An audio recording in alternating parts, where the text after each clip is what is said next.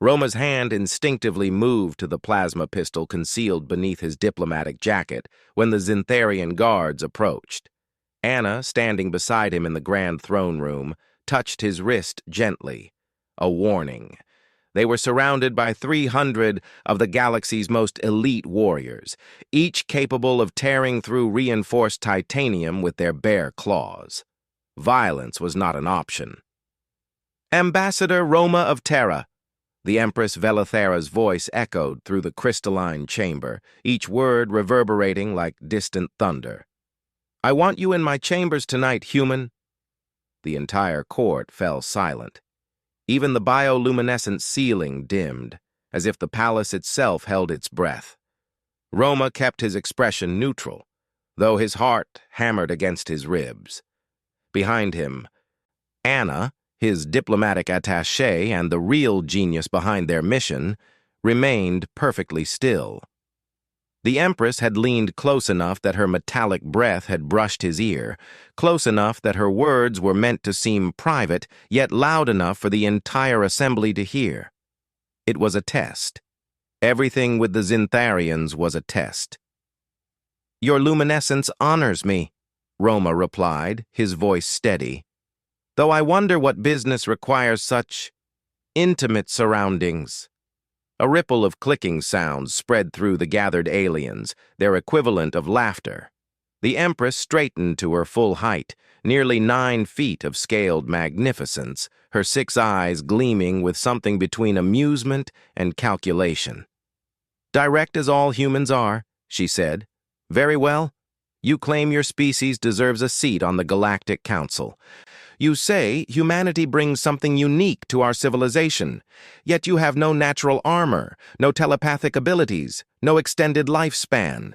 You are fragile, short-lived, and isolated on your single world." "We have something better," Anna interjected, stepping forward before Roma could respond.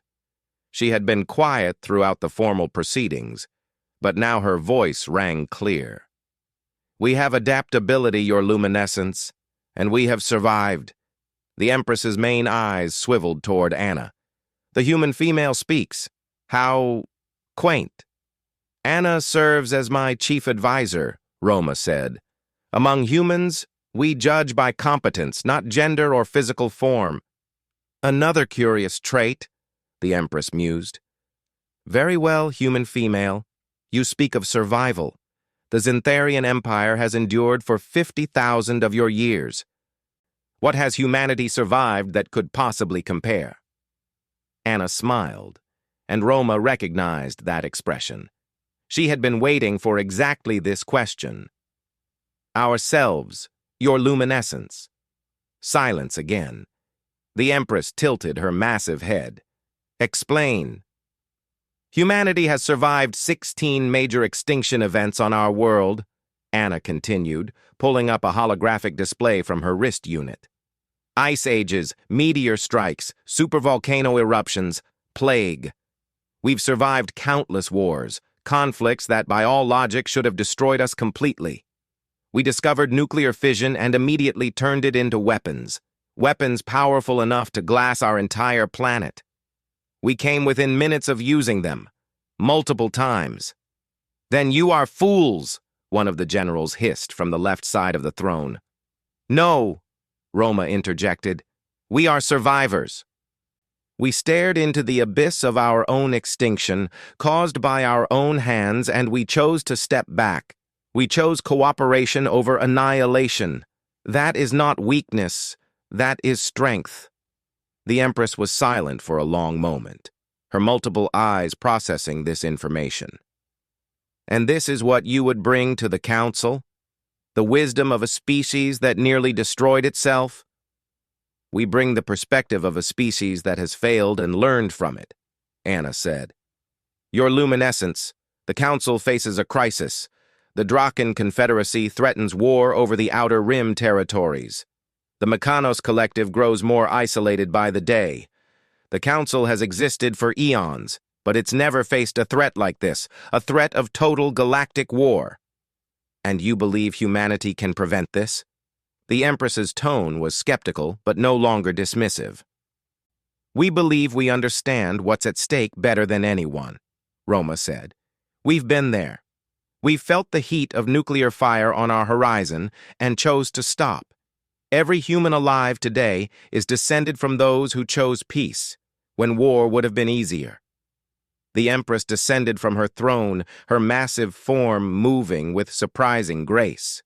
She circled Roma and Anna slowly, studying them as a predator might study potential prey or potential allies. You are either brave or suicidal to stand so calmly in my presence, humans. We're both, Anna said with a slight smile. It's another human trait. The Empress made a sound that might have been a laugh. My chambers tonight, she repeated, but this time her tone was different. Both of you, we will discuss terms. If humanity truly has learned what you claim, then perhaps your perspective has value.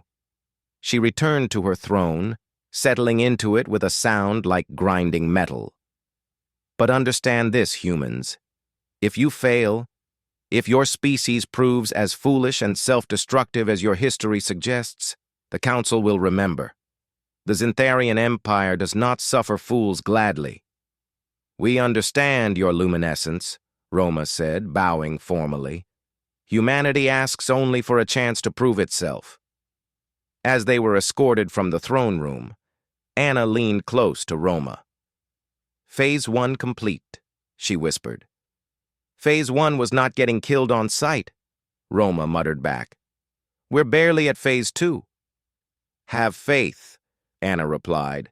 We've survived worse than an alien Empress. Have we, though? Anna grinned. We're about to find out. That night, in the Empress's private chambers, humanity would make its case not with weapons or threats, but with the one thing humans had always excelled at. The stubborn refusal to give up, even when the entire galaxy said they should. And sometimes, that was enough. End.